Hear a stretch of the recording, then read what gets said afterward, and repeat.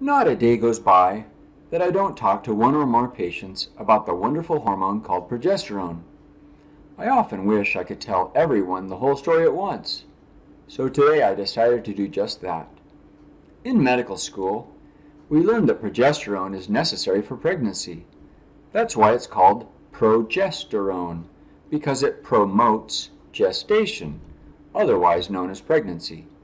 In fact, it's so important for pregnancy that progesterone deficiency is a major cause of recurrent miscarriage. Not having enough progesterone to support the growing uterine lining causes that lining to be shed, along with the baby who's attached to it. Outside of pregnancy, progesterone not only prepares the uterine lining for the possibility of pregnancy, but it also stabilizes that lining so it doesn't grow out of control under stimulation by estradiol. It is for this reason that every gynecologist and family doctor knows, or should know, that you have to give progesterone to women who take estrogen for hormone replacement in menopause. If you fail to protect the uterine lining while giving estrogen, or an estrogen-like drug, the lining can eventually become cancerous. This happened to one of my favorite patients many years ago. Her previous doctor prescribed her horse urine hormones, otherwise known as Premarin, without progesterone. This went on for many years. When she came to me asking for a refill, I told her this was a no-no. An endometrial biopsy confirmed uterine cancer. She underwent a hysterectomy and has been happily receiving bioidentical hormones ever since. But what about women who have had a hysterectomy and therefore don't have to worry about uterine cancer? In medical school, we were taught that they don't need progesterone. If the uterus is the only organ in the body that responds to progesterone, this would make perfect sense. However, nothing could be farther from the truth. There are progesterone receptors everywhere in the body. Consequently, women who lack progesterone have more PMS, anxiety, mood swings, depression, low libido, poor concentration, breast cancer, miscarriage, endometrial cancer, dementia, osteoporosis, heart palpitations, and dizziness. Did you notice I mentioned breast cancer? Just like the lining of the uterus, breast cells respond to estrogen by growing. Again, progesterone stabilizes that growth so it doesn't get out of hand. In fact, women with breast cancer who are treated with progesterone and testosterone actually do better than those who are not. But that's another story. The bottom line is that progesterone has numerous benefits, whether you have a uterus or not. For example, it improves sleep, relieves anxiety and depression, reduces heart palpitations and dizziness, lowers blood pressure, facilitates elimination of fats, reduces breast tenderness, reduces inflammation, promotes new bone formation, raises the good HDL cholesterol, increases metabolism, enhances thyroid hormone activity, promotes immunity, promotes myelination of nerve cells, increases scalp hair, improves sex drive, and much more. Normally, when a woman runs out of eggs, she enters menopause. Everyone loves to say goodbye to those pesky periods, especially if they were painful, heavy, or marked by bad PMS. But the lack of periods is perhaps the only consequence of menopause that is good. The eggs are what cause formation of follicles in the ovaries. The follicles produce those critical hormones estradiol, progesterone, and testosterone. Without these hormones, a number of symptoms may occur that affect quality of life. Just as important, a woman's risk of all kinds of diseases goes way up. Among others, such diseases include heart disease, breast cancer, stroke, osteoporosis, diabetes, and Alzheimer's. Needless to say, restoring these hormones can have a profoundly positive effect on a woman's life, both immediately and in the long term. But once in a while, a woman on hormone replacement therapy will experience vaginal bleeding. There are basically 4 causes of bleeding in the postmenopausal woman. Number 1, endometrial hyperplasia. This is when the lining gets too thick due to a mismatch between estrogen stimulation and progesterone stabilization. More about this in a minute. Number 2, fibroids.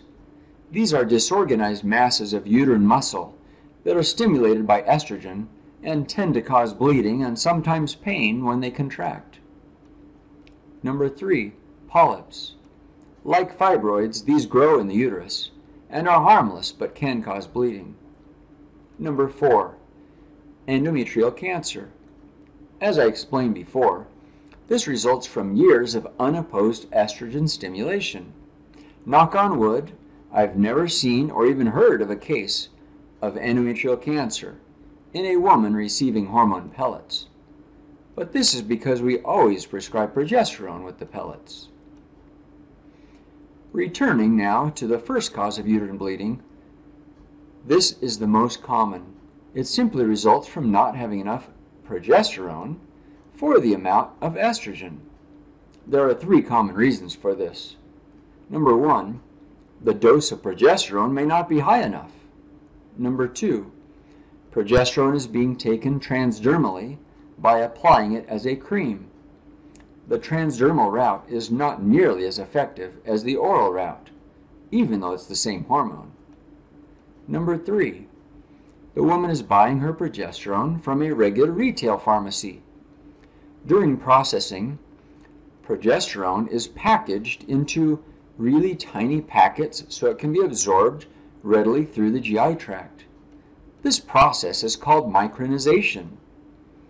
Unfortunately, drug company supplied progesterone is commonly micronized to a size of 50 microns, which seems really small, but compounding pharmacies micronize them to 5 microns or less.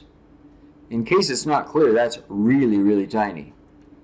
As a result, compounded progesterone is far better absorbed into the body than retail progesterone and is more effective.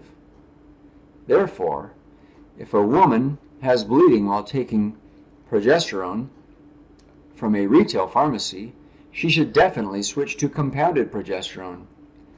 It's only more expensive because your insurance may not cover it. But as the adage goes, you get what you pay for.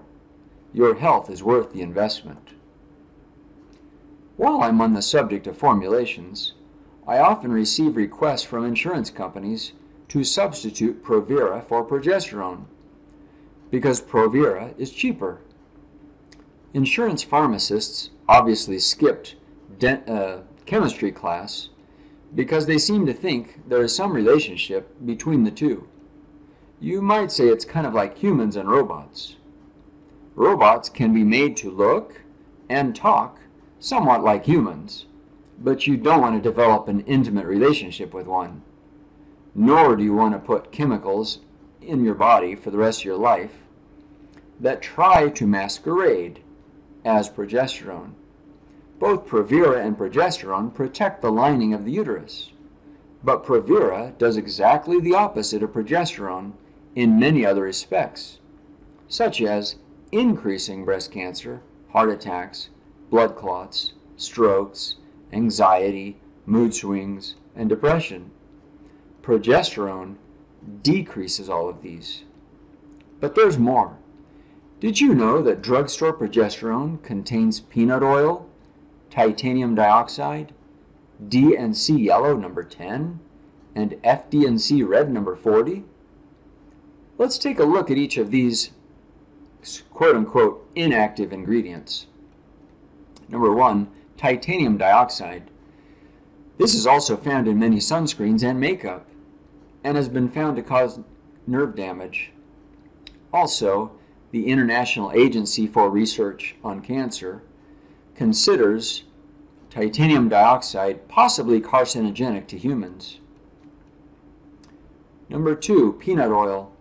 Of course, this is made with peanuts, which are one of the 8 most common food allergens. There's no need to package progesterone in peanut oil. Finally, yellow and red dyes. Why do we need them? Does progesterone work better if the capsules are painted pink? Of course not. But it does damage the intestinal lining, as all dyes do, leading to dysfunction in the immune system. There's no need to dye a human hormone to make it pretty. More importantly, it's unhealthy to do so. Bottom line, if you want the best results, get your progesterone from a compounding pharmacy. Lastly, if you're wondering why I usually recommend progesterone capsules instead of cream, it's because hormones have different effects and effectiveness depending on how they enter the body. Oral progesterone is more effective for insomnia, breast protection, and uterine protection than cream. So there you have it, progesterone in a nutshell. Thanks for listening to Progesterone 101. I hope you've learned something valuable about this wonderful hormone. I'm Dr. Ray Andrew, also known as That Hormone Doctor from Moab.